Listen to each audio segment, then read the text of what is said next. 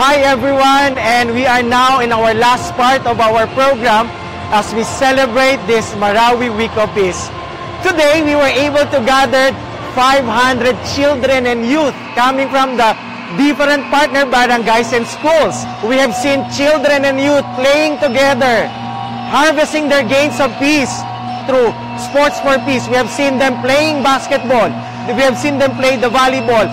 Despite the challenges that this is a competition, indeed, there was really sportsmanship, friendship, and unity among them.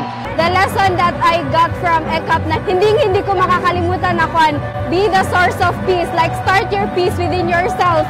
Kasi paano ka magtuturo ng peace sa other people if hindi mo naman ito na-apply sa sarili mo? Dudun so pasada ta, dadakagong ka. Aming salamat sa World Vision. Thank you. Thank you. Peace.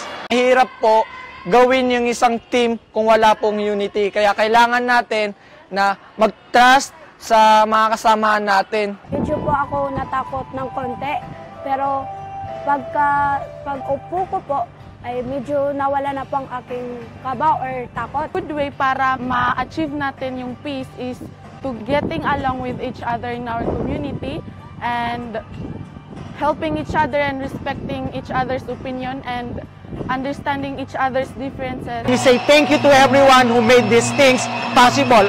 I hope that God bless you more as we continue our journey to peace. Thank you so much.